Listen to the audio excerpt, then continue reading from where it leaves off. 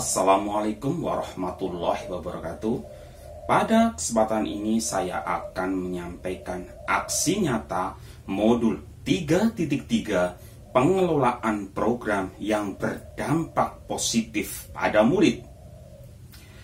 Adapun program kegiatan dalam aksi nyata ini adalah pemanfaatan handphone dalam pembelajaran IPA. Menurut filosofi pemikiran Ki Hajar Dewantara bahwa para guru hendaknya untuk tetap terbuka dan mengikuti perkembangan zaman yang ada. Ki Hajar Dewantara menjelaskan bahwa dasar pendidikan murid berhubungan dengan kodrat alam dan kodrat zaman. Kodrat alam berkaitan dengan sifat dan bentuk lingkungan di mana anak berada. Sedangkan kodrat zaman berkaitan dengan isi dan irama. Artinya bahwa setiap anak sudah mempunyai sifat atau karakternya masing-masing.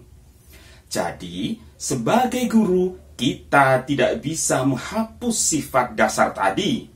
Yang bisa dilakukan adalah menunjukkan dan membimbing mereka agar muncul sifat-sifat baiknya, sehingga menutupi atau mengaburkan sifat-sifat jeleknya. Kodrat zaman bisa diartikan bahwa kita sebagai guru harus membekali keterampilan kepada murid sesuai zamannya agar mereka bisa hidup, berkarya, dan menyesuaikan diri. Dalam konteks pembelajaran sekarang, kita harus bekali murid dengan kecakapan abad 21. Hal inilah yang melahirkan pemikiran pemanfaatan handphone dalam pembelajaran IPA. Komponen profil pelajar Pancasila yang dikembangkan pada aksi nyata ini yaitu kreatif. Maksudnya bahwa melalui aksi nyata ini memberikan kesempatan kepada murid bukan hanya belajar IPA semata, tetapi juga berkarya serta gotong royong. Maksudnya bahwa kepemimpinan murid dalam aksi nyata ini memberikan kesempatan murid untuk terlibat dan berinteraksi dengan orang lain, bekerja dan berkontribusi dalam masyarakat luas. Sebagai seorang guru, saya bermaksud mewujudkan pembelajaran yang berpihak pada murid pada mata pelajaran yang saya ampu, yaitu IPA.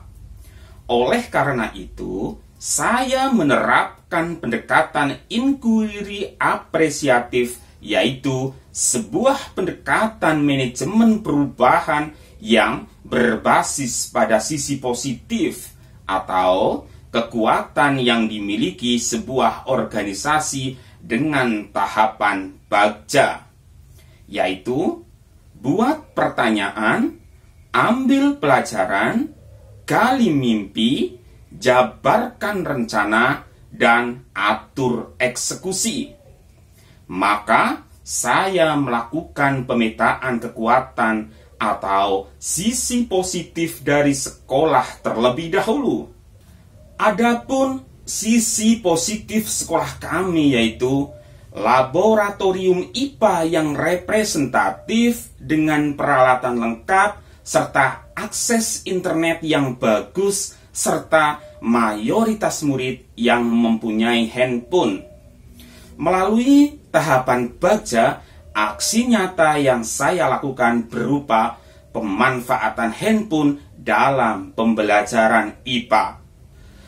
Adapun tujuan program pemanfaatan handphone dalam pembelajaran IPA ini yaitu yang pertama, meningkatkan kesadaran murid untuk memanfaatkan handphone dengan baik bukan digunakan untuk kesenangan semata, tetapi juga untuk belajar, berkarya, dan aktivitas bermanfaat lainnya.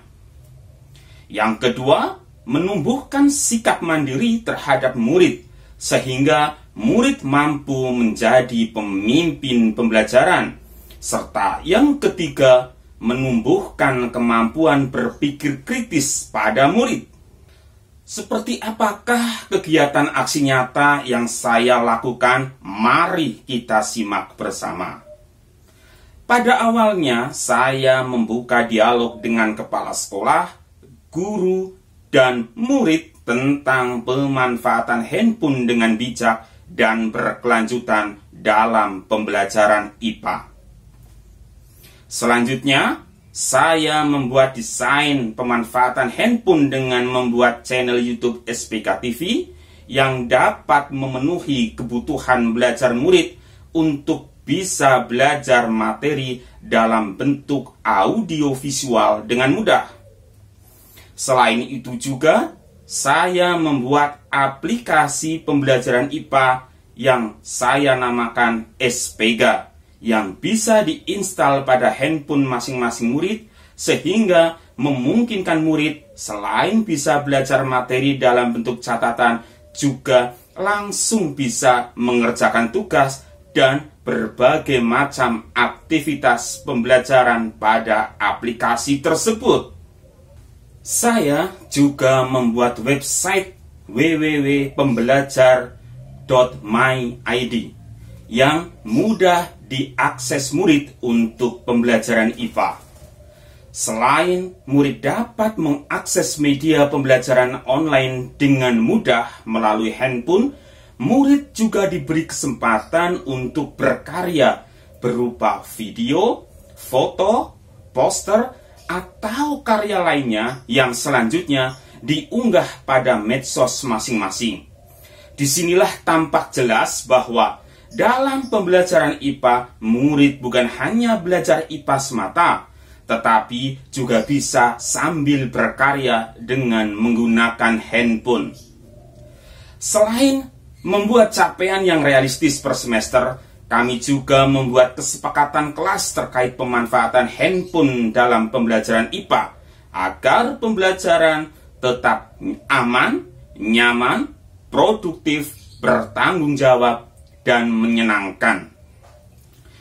Melalui aksi nyata ini, aspek kepemimpinan murid dapat tumbuh dengan baik dari segi suara atau voice, pilihan atau choice, dan kepemilikan atau ownership.